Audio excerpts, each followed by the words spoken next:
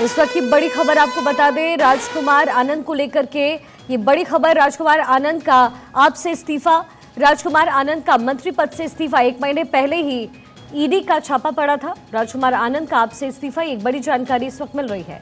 राजकुमार आनंद का आम आदमी पार्टी से इस्तीफा, मंत्री पद से उन्होंने इस्तीफा दे दिया है। एक बड़ी खबर, राजकुमार आनंद का मंत्री पद से इस्तीफा। 1 महीने पहले पड़ा था ईडी का छापा और जिसके बाद आम आदमी पार्टी राजकुमार आनंद ने छोड़ दिया है। अपने मंत्री पद से भी उन्होंने इस्तीफा दे दिया है। 1 महीने पहले ही उनके ऊपर ईडी का छापा पड़ा था और ये बड़ी जानकारी इस वक्त।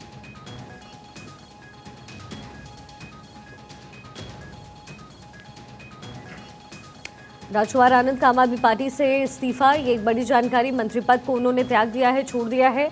1 महीने पहले ही कहा जा रहा है कि ईडी का छापा उनके घर पर पड़ा था और इसके बाद ये बड़ा फैसला 1 महीने बाद उन्होंने लिया है। अरविंद केजरीवाल की गिरफ्तारी के साथ ही राजकुमार आनंद ने अपने पद से इस्तीफा दे दिया है और साथ ही आम आदमी पार्टी की सदस्यता को भी छोड़ दिया है। एक बड़ी खबर इस वक्त मिल रही है राजकुमार आनंद को लेकर।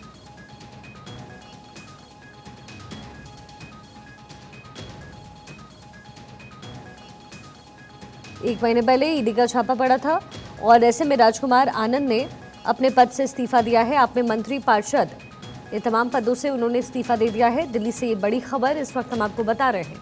राजकुमार आनंद का आम आदमी पार्टी से इस्तीफा, अपने मंत्री पद से उन्होंने इस्तीफा दिया। एक बड़ी इंफॉर्मेशन इस वक्त मिल रही है। 1 महीने पहले ही ईडी का छापा भी पड़ा था। आप में मंत्री पार्षद का सम्मान नहीं है, राजकुमार आनंद की तरफ से ये बात कही गई है। आम आदमी पार्टी के अंदर सम्मान नहीं किया जाता है, ये गंभीर आरोप आम आदमी पार्टी पर राजकुमार आनंद ने लगाए हैं। अपनी पार्टी से उन्होंने इस्तीफा दिया है, साथ ही अपने पद को भी राजकुमार आनंद ने छोड़ दिया है। साथ ही उन्होंने कहा कि आम आदमी पार्टी के अंदर किसी और की इज्जत नहीं होती है, आप में मंत्री पार्षद का सम्मान नहीं किया जाता है। ये गंभीर आरोप भी आम आदमी पार्टी पर राजकुमार आनंद ने लगाए हैं।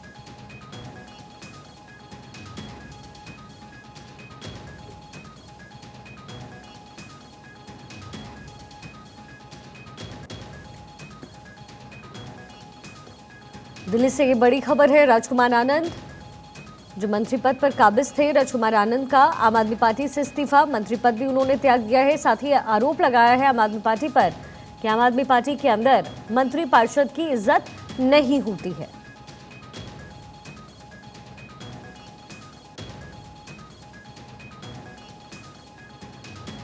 राजकुमार आनंद ने अब आम आदमी पार्टी पर गंभीर आरोप लगाए हैं। भ्रष्टाचार पर पार्टी की नीति से मैं सहमत नहीं हूं और इसलिए मैंने अपने पद को त्यागा है, इससे सदस्यता को छोड़ दिया है।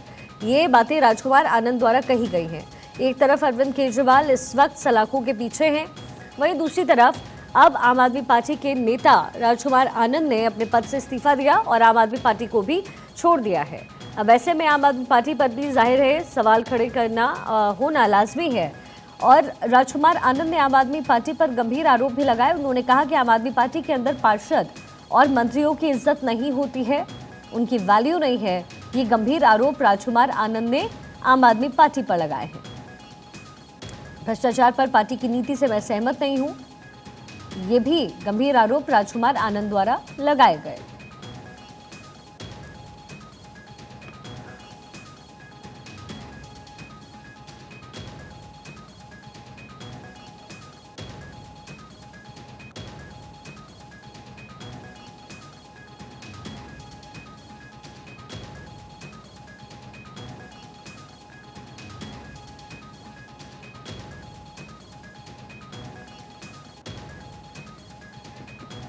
राजकुमार आनंद ने आम आदमी पार्टी को छोड़ दिया है। अपने मंत्री पद से भी उन्होंने इस्तीफा दे दिया है। भ्रष्टाचार पर पार्टी की नीति से मैं सहमत नहीं और इसके साथ ही उन्होंने आम आदमी पार्टी के लिए कहा कि आम आदमी पार्टी अंदर खेमे के अंदर ना मंत्री के लिए इज्जत है, ना पार्षद के लिए इज्जत है। जानकारी दे दें, 1 महीने पहले ही राजकुमार आनंद के घर पर ईडी का छापा भी पड़ा था और उसके बाद अब आम आदमी पार्टी से उसकी सदस्यता से राजकुमार आनंद ने इस्तीफा दे दिया है।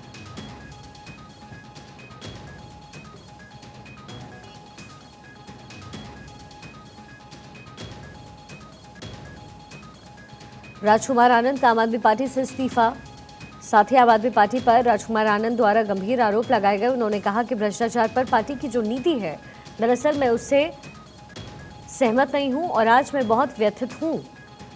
राजकुमार आनंद ने आम आदमी पार्टी पर कई गंभीर आरोप भी लगाए हैं।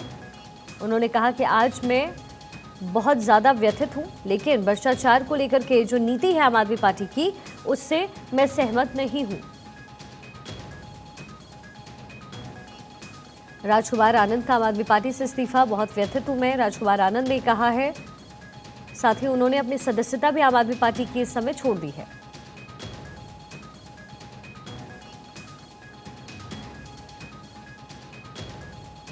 भ्रष्टाचार पर पार्टी की नीति से सहमत नहीं, ये कहते हुए राजकुमार आनंद ने आम आदमी पार्टी की सदस्यता को त्याग दिया है, साथ ही मंत्री पद को भी त्याग दिया और उन्होंने ये भी कहा कि मैं बहुत ज्यादा व्यथित हूं।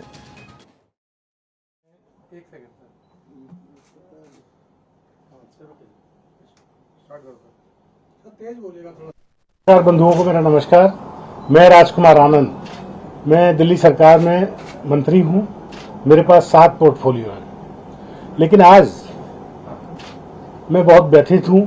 इसलिए आप लोगों को मैं अपना दुख साझा करने आया हूं। मैं राजनीति में जब आया था, जब अरविंद केजरीवाल जी ने कहा था कि राजनीति बदलेगी तो देश बदलेगा, लेकिन आज बड़े अफसोस के साथ कहना पड़ रहा है कि राजनीति तो नहीं बदली, लेकिन राजनेता बदल गए।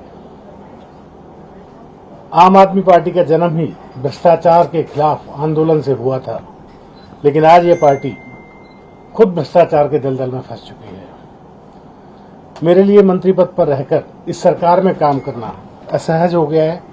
मैं अब इस पार्टी, इस सरकार और अपने मंत्री पद से इस्तीफा दे रहा हूं, क्योंकि मैं इन भ्रष्ट आचरणों में अपना नाम नहीं जुड़वाना चाहता। मैं नहीं समझता कि हमारे पास शासन करने की कोई नैतिक ताकत बच गई है। बाबा साहेब डॉक्टर भीमराव अम्बेडकर ने पे बैक टू सोसाइटी का जीवन मंत्र दिया था। उसी के वजह से मैं एक व्यापारी होते हुए भी एनजीओज में आया, एमएलए बना, जनप्रतिनिधि बना, मंत्री बना कि लोगों की सेवा होगी। लोग और मैं यहाँ आया था कि पे बैक टू सोसाइटी को सच्चे अर्थों में साकार कर सकूं। इसी उद्देश्य से मैं आम आदमी पार्टी और अरविंद केजरीवाल जी के साथ खड़ा हुआ, जो बाबा साहेब के आदर्शों पर चलने की बात करते हैं। बाबा साहेब का फोटो हर प्रेस कॉन्फ्रेंस, हर सरकारी दफ्तर पर लगाते हैं, लेकिन जब बाबा साहेब के बातों की बात आती है, देखिए रिजर्वेशन तो संवैधानिक मजबूरी है, लेकिन जब बात रिप्रेजेंटेशन की आती है, जब हम ऐसी जगहों पर अपने आदमी भेजने की बात करते हैं, दलित समाज अपने आदमियों को ऐसी जगह भेजने की बात करता है, जैसे हमारे यहाँ 13 राज्यसभा सांसद हैं आम आदमी पार्टी के, उनमें से एक भी दलित या पिछड़ा या महिला कोई भी नहीं है। तो ये जब रिप्रेजेंटेशन की बात आती है तो ये पार्टी अपना पीछे हो जाती है। जैसे पिछले दिनों विधानसभा ने बहुत सारे फेलोज की भर्ती की, जिसमें लाखों रुपए सैलरी थी, हजारों नहीं लाखों रुपए सैलरी थी, 2-2 लाख रुपए सैलरी थी, और उसमें दलितों को कोई भी जगह नहीं दी गई, दलितों को बिल्कुल नहीं लिया गया उसमें। तो मैं SC ST का भी मंत्री हूं, समाज कल्याण मंत्री भी हूं। अगर ये मेरे होते हुए ये सब काम ना हो तो मुझे नहीं लगता कि मेरा यहाँ होना जायज है। इस पार्टी में दलित विधायक, पार्षद और मंत्री का कोई सम्मान नहीं है। इनके अग्रणी जो नेता हैं उनमें कोई भी दलित नहीं है, कोई भी संगठन में दलित नहीं है, जो ऊंचे संगठन है, किसी राज्य का प्रभारी दलित नहीं है। ऐसे हालात में सब अपने आप को, सभी दलित प्रतिनिधि अपने आप को ठगा हुआ महसूस करते हैं। हालांकि बात ये नहीं है कि मैं ऊंची जाति और नीची जाति की बात कर रहा हूं। हम सब एक इंक्लूसिव सोसाइटी में रहते हैं, हम सबका एक साझा सब कुछ होना चाहिए, लेकिन रिप्रेजेंटेशन की बात, प्रपोर्शन की बात करना कोई गलत बात नहीं है। तो इन सब चीज़ों के साथ मेरा इस पार्टी में रहना बहुत मुश्किल हो गया है। इसलिए मैं आप लोगों के माध्यम से ये सबको बताना चाहता हूँ कि मैं इस पार्टी और अपने मंत्री पद से इस्तीफा दे रहा हूँ। आप सब ने मुझे सुना, बहुत बहुत धन्यवाद। आपने क्या अपना इस्तीफा भेज दिया है? हाँ, मैंने इस्तीफा दिया। सर, आपको क्या लगा कि आप इस्तीफा देने की वजह क्या है? अभी तो मैंने बताया।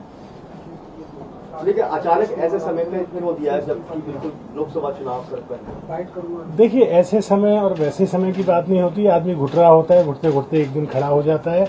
और दूसरी बात यह है कि कल से पहले ऐसा लग रहा था कि हमें फंसाया जा रहा है, लेकिन कल जब हाईकोर्ट का जो डिसीजन आया है, हाईकोर्ट ने जो कैटेगरिकली बोला है, उससे ऐसा लगा कि कहीं ना कहीं हमारे यहाँ गड़बड़ है।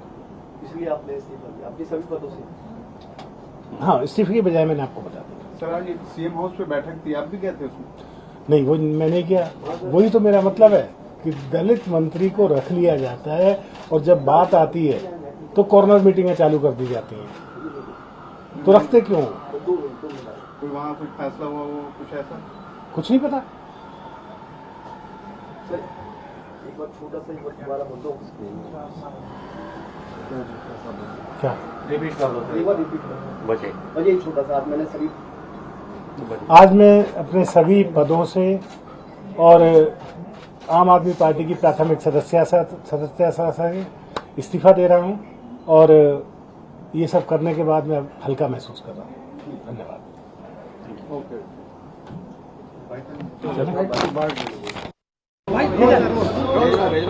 सर, आज आपने इस्तीफा दिया है, क्या कारण? देखिए, कारण ये है कि मैं राजनीति में मंत्री बना, जो भी बना आज बाबा साहेब डॉक्टर भीमराव अंबेडकर की वजह से बना और पे बैक टू सोसाइटी करने के लिए बना। दलितों की जब रिप्रेजेंटेशन की बात आती है तो जो पार्टी अगर उससे पीछे हटती है तो मुझे फिर वहाँ रहने का कोई औचित्य समझ नहीं आता, इसलिए मैंने किया। तो क्या किसी पार्टी में आप जाएंगे? नहीं, मैं कहीं नहीं जाएगा। Thank you. तो देखिए, राजकुमार आनंद ने आम आदमी पार्टी पर कई गंभीर आरोप लगाए। उन्होंने कहा कि किस तरीके से भ्रष्टाचार को लेकर के जो नीतियां आम आदमी पार्टी इन दिनों बना रही है उससे वो सहमत नहीं है। अब जाहिर है अरविंद केजरीवाल इस समय सलाखों के पीछे हैं और जो बड़े किरदार हैं आम आदमी पार्टी के वो भी इस समय सलाखों के पीछे हैं। ऐसे में राजकुमार आनंद का इस समय पर ऐसे ऐन मौके पर इस्तीफा देना अपने आप में कई गंभीर सवाल खड़े करता है और जाहिर है अपने पद से इस्तीफे के साथ साथ उन्होंने अपनी सदस्यता से भी इस्तीफा दे दिया, अपनी सदस्यता भी छोड़ दी है। हमारी पॉलिटिकल एडिटर अदिति नागर इस वक्त हमारे साथ कनेक्ट हो गई हैं। अदिति, कहते हैं कि जब बुनियाद जो है वो ढीली पड़ जाए, जब बुनियाद ही हिल जाए तो फिर जो पिलर्स हैं वो एक एक करके गिरने लगते हैं। जाहिर है हमने देखा है कि अरविंद केजरीवाल इन दिनों सलाखों के पीछे हैं और अब से कुछ ही दिन पहले ईडी का जो छापा है वो राजकुमार आनंद पर भी पड़ा था। अब ऐसे में कई गंभीर आरोप अभी राजकुमार आनंद ने लगाए हैं। अदिति, बिल्कुल, और देखिए सबसे महत्वपूर्ण बात यह है कि 7 विभागों के मंत्री, क्योंकि उनका नाम पहले भी चर्चा में रहा है, वजह थी कि जब मनीष सिसोदिया, सत्येंद्र जैन के विभाग देने की बात आई इस्तीफे के बाद, तो अरविंद केजरीवाल ने राजकुमार आनंद को ही चुना था। उनको भी कई पोर्टफोलियो दिए गए थे।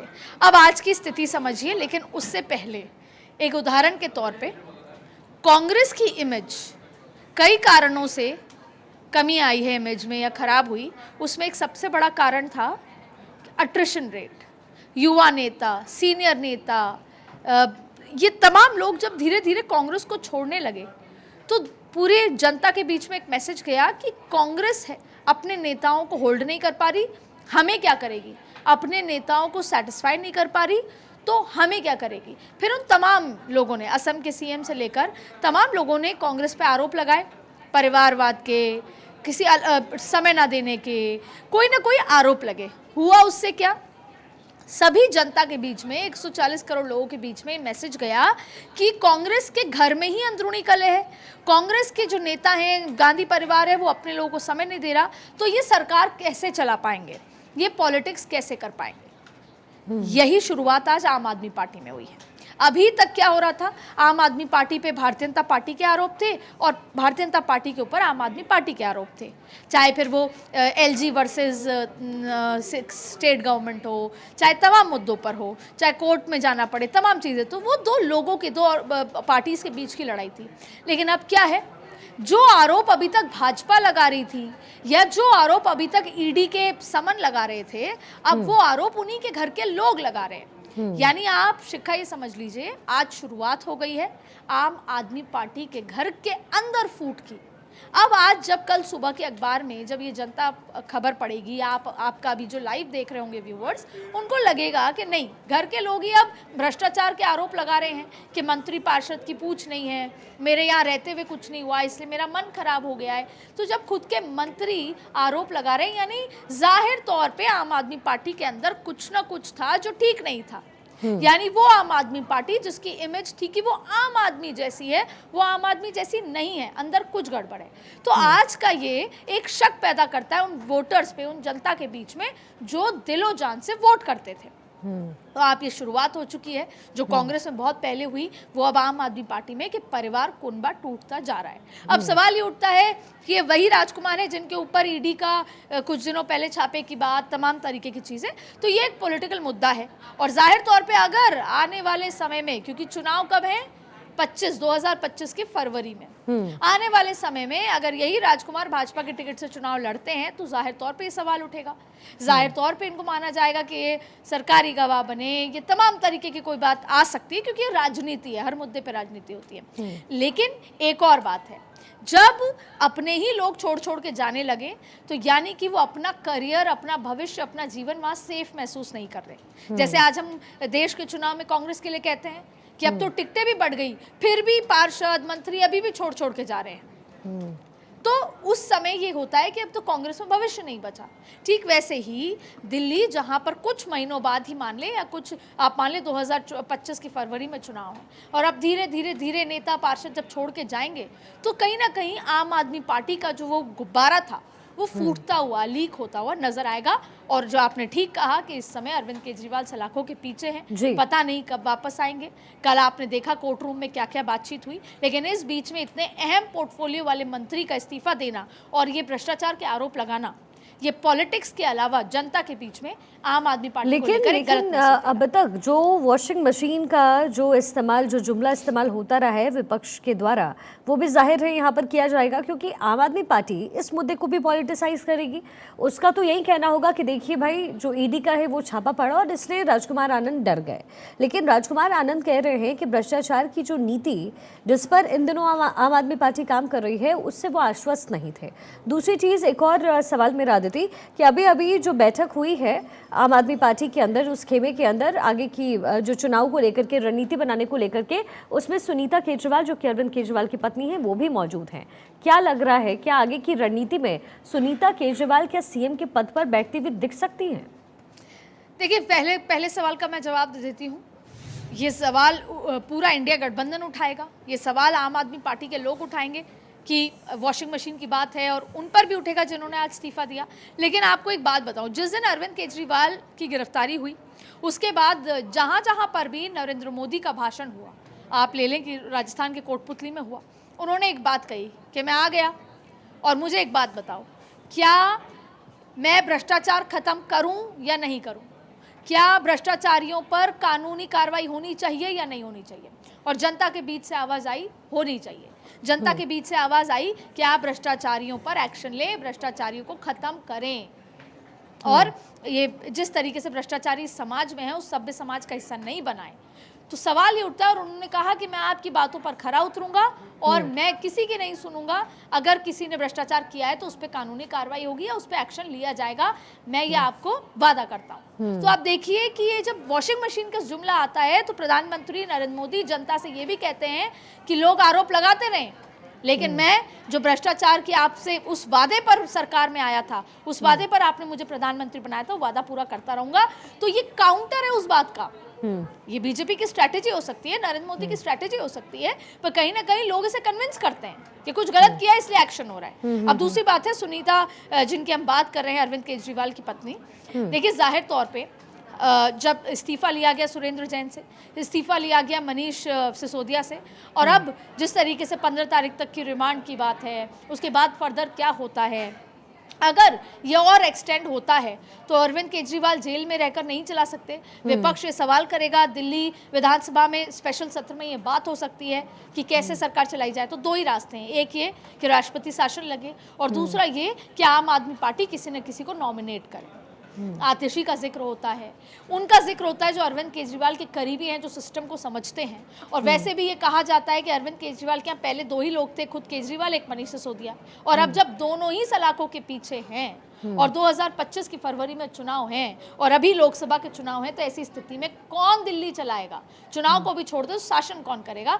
तो अरविंद केजरीवाल नॉमिनेट कर सकते हैं अपनी पत्नी को, और ये फैसला जो ये बैठकें होती हैं उसमें हो सकता है। हालांकि ऐसा नहीं है कि आतिशी के करीबी जो नेता हैं या करीबी जो समर्थक हैं वो नहीं चाहते कि वो बने, या कोई और मंशा नहीं रखता होगा कि दिल्ली जैसे राज्य में वो सीएम बने, लेकिन इसको डिनाई नहीं किया जा सकता कि सुनीता केजरीवाल जो हैं वो सीएम की पद में नहीं है, क्योंकि हमने बहुत सारे एग्जाम्पल देखे हैं। लालू प्रसाद यादव, फिर राबड़ी देवी, ऐसे कई एग्जाम्पल हैं जब वो परिवार के, और आपने झारखंड में भी हालिया में देखा होगा कि उनकी पत्नी का जिक्र हुआ, पत्नी बैठकों में भी बैठी थी, बल्कि वो विधायक नहीं थी तब भी, और फिर तो तमाम तरीके की चीज़ें। हालांकि बाद में बैठक में कुछ और फैसले लिए गए, तमाम मुद्दे हुए, लेकिन जाहिर तौर पे ये इतिहास में चला आ रहा है कि जब किसी न किसी कारणवश हेल्थ हो, जैसे भ्रष्टाचार का इशू आ जाए, तब वो अपने परिवार से नॉमिनेट किया जा सकता है, क्योंकि अंततः अरविंद केजरीवाल ही अभी तक फिलहाल पूरी तरीके से he is the only brain behind आम आदमी पार्टी। और कहीं ना कहीं न्यायपालिका से जो है उनके इस फैसले को थोड़ा सपोर्ट भी मिला है। हालांकि सुप्रीम कोर्ट ने आज ही कहा है अदिति कि इस पर जो फैसला है वो एलजी की तरफ से लिया जाएगा, लेकिन अब सबसे बड़ी बात यह है कि चुनाव को बहुत कम समय बचे हुए हैं। एक तरफ इंडी गठबंधन को हम देख रहे हैं, इंडी गठबंधन में टूट की स्थिति दिख रही है। आज ही हमने देखा कि वर्षा गायकवाड़ नहीं पहुंची। अब ऐसे में बीजेपी या फिर महाविकास आघाड़ी को लेकर के इस समय जो संशय की स्थिति बन रही है एनडीए में भी, और साथ में जो ऑपोजिशन पार्टीज हैं, जो पॉलिटिकल पार्टीज ऑपोजिशन में हैं, उनकी जो स्थिति बनती हुई नजर आ रही है, वहां पर आम आदमी पार्टी कहां स्टैंड कर रही है? हमने देखा है विधानसभा चुनाव के समय में भी अरविंद केजरीवाल बहुत ज्यादा एक्टिव मोड में रहे। कई बार तो ईडी के समन में वो इसलिए भी नहीं गए क्योंकि वो विधानसभा के चुनाव प्रचार में लगे थे। अब जाहिर है इस समय जो रणनीति है वो आम आदमी पार्टी जरूर तय करना चाहती है, लेकिन फिर ये हो कैसे? क्या संजय सिंह के बल पर आम आदमी पार्टी लोकसभा का चुनाव लड़ पाएगी? देखिए, सबसे बड़ी बात है कि प्रत्याशी हो चुके हैं, तमाम चीज़ें हो चुकी हैं, जो एक गठबंधन की जो एक प्रॉपर जो प्रोसीजर है वो पूरा हो गया है, ये सब मुद्दा हो चुका है।